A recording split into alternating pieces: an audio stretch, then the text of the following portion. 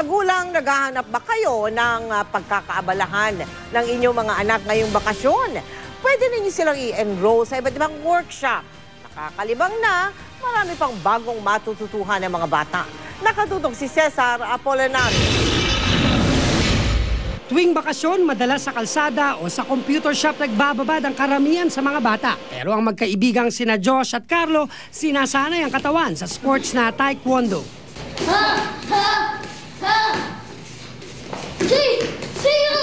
Bukod sa nagiging alisto at physically fit, ang mga gaya nilang bata. Ang galing mo eh, nakita ko yung movement mo eh. Tsaka yung mata mo talagang galit na galit eh. Oh. Sige nga, isang sample nga na yung galit na ano.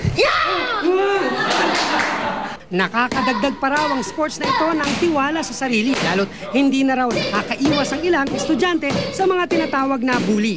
Anong natulong sa'yo niyan? Maging disiplina po. Ah, talaga? Opo. At diskarte po. Magaling ka dumiskarte na ngayon? Opo. Hindi ka naman binubuli sa school, no? Hindi po. Talaga? Eh, kasi ang laki-laki mo. Hindi lang batang lalaki ang nahihilig sa ganitong sports ngayong summer. Jiu-jitsu itself, the exact translation is the gentle art. And it basically teaches kids how to control their body, learn practical self-defense, as well as have a good time doing it. Sa mga mahilig magsayaw, pwedeng subukan ang hip-hop dancing. Imbis na nanonood ng TV or naglalaro ng computer games, it's better na may ginagawa ka. Kunyari nagsasayaw para mas physically fit. Pinagpapawisan ka pa, di ba? Yeah. O ngayong summer, malamang yung mga magulang ay naghahanap ng pwedeng pagkaabalahan ng kanilang mga anak. Ang pwede niyong gawin, pumunta sa mga dance studio, gaya nitong kina Regine. Tinuturuan yung mga bata sa pagsasayaw, sa acting, photography, at kung ano-ano pa. Bali, tinuruan din ako ni Regine. So gawin natin.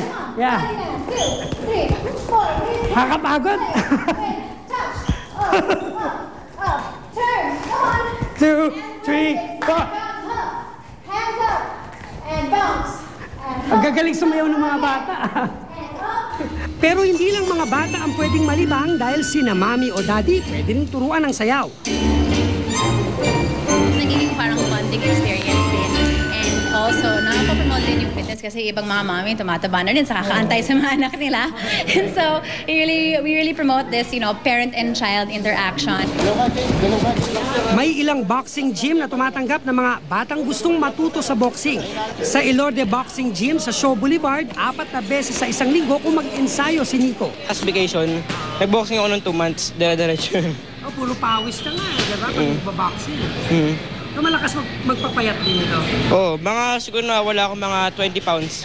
200 ang kada session ng boxing. Pero may plano ang mga promoter nito na dalhin sa mga kababayan nating di nakakaangat sa buhay. Plano namin na pumunta sa mga lugar na tulad ng Payatas para mag-conduct ng boxing clinic na hopefully one day makapag-provide tayo, malay natin, ng isang world champion. Ito libre, no? Libre po ito. Cesar Apolinario, Nakatutok, 24 oras.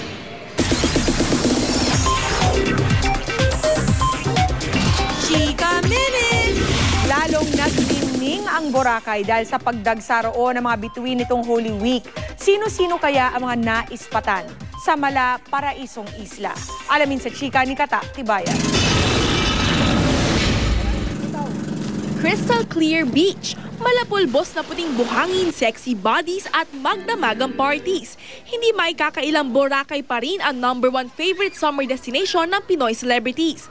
Mas nagniningning ang isla dahil tuwing summer, maraming may kitang artista rito. Si Casey Montero, getting ready to host a summer party ng Maspatan namin at agad pinabulaan ng wala raw siyang date. I have some friends in town also that are here in Boracay, so we're making the best of work and play at the same time. Nakita rin ang dating Survivor Philippines Celebrity Showdown castaway na si John Hall na lumilibot sa isla kasama non-showbiz girlfriend. Ikinuwento pa niya ang kanyang unforgettable funny experience. Humingi ako ng fork para sa noodles, cup noodles namin. So mga 20 minutes later, somebody knocked on the door. Tapos nurse lang, fork liyan po. Si Alan Kay, fresh from his Eat Bulaga tour sa San Francisco, dumiretso agad sa Boracay na miss daw niya ang tropical sun. Masaya ang bakasyon kasi coming from, di ba galing kami sa San Francisco, Eat Bulaga. So ang lamig-lamig, parang pagdating ko, parang wow, ito talaga yung Pilipinas, itong gusto ko mainit. Pinaghandaan naman ng dating Viva Hot Babe sa si Jen Rosendal ang kanyang Boracay trip. Ano kaya ang kanyang diet?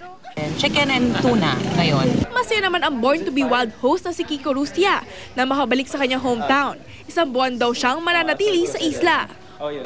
Naghahanda, nagtitraining para doon sa upcoming na Dragon Boat competition dito. Mula sa Boracay, Katatibayan updated sa showbiz happening. Irish rock band na The Cranberries balik Pilipinas para mag-concert. Abangan yan sa pagbabalik ng Chika Minute.